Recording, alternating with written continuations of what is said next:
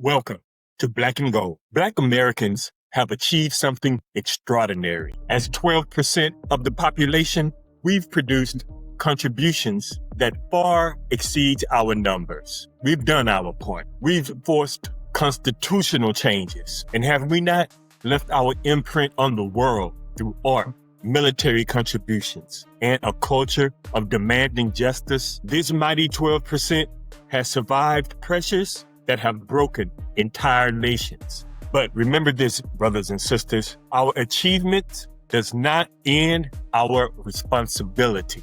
It raises the standard. The next phase is not simply a revolution of the mind, but an evolution of the mind, followed by strategic action. Our future would not be led by symbolic inclusion or the congressional WAC caucus. It will be led by Black evolutionaries, men and women who understand that Black identity is not a performance. It's a discipline. Black American representation must be loyal to its constituency. These evolutionaries will form the vanguard for Black America moving forward. A serious Black American political advocacy must begin with our heritage, not myth or cosplay, but continuity of our heritage. Lift every voice and sing till earth and heaven ring. You know who we are. We are proud Black people. This melanin is a gift. And people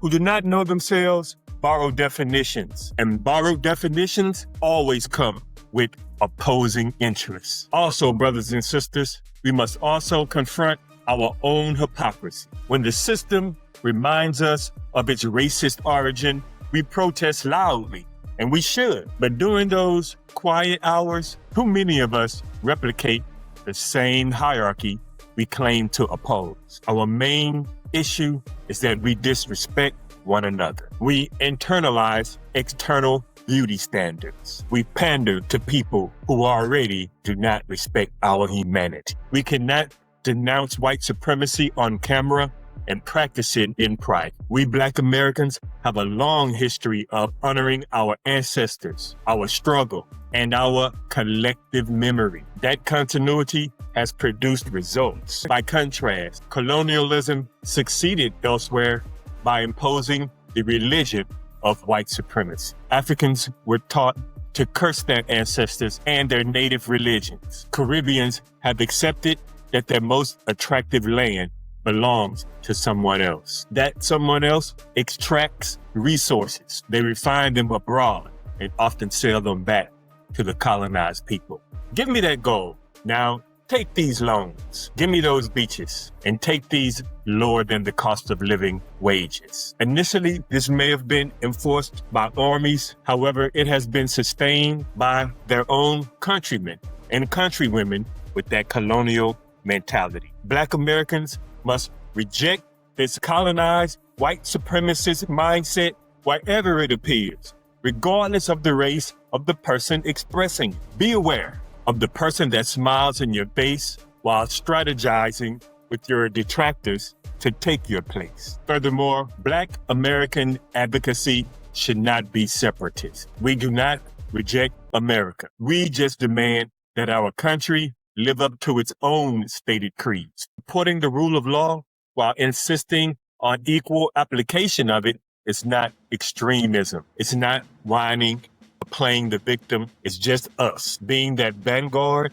that we've been since Crispus Attucks pulled up that bench rail and those redcoats shook in their boots. Brothers and sisters, I've saved the best part of this message for last. Before we create any entrenched policy platforms or formalize an organization, there is one non-negotiable principle that we must popularize. That principle, respect for one another. How many Black lives have been lost, families shattered over ego, over gossip, or most importantly, over disrespect? The people you are trying to impress already don't respect you. You sense that. Betraying other Black Americans does not elevate us. It weakens us in ways we often cannot see. But the Almighty always offers redemption. This is that moment for us. This is the opportunity in the world, in this age, for evolution, not noise, but discipline, clarity, and continuity. Remember from where we came. Respect each other's brothers and sisters. Why? Because it's God's will. Thank you for listening. This has been Dr. Perry Kyles at blackandgold.us. Subscribe to the channel and share on your social media.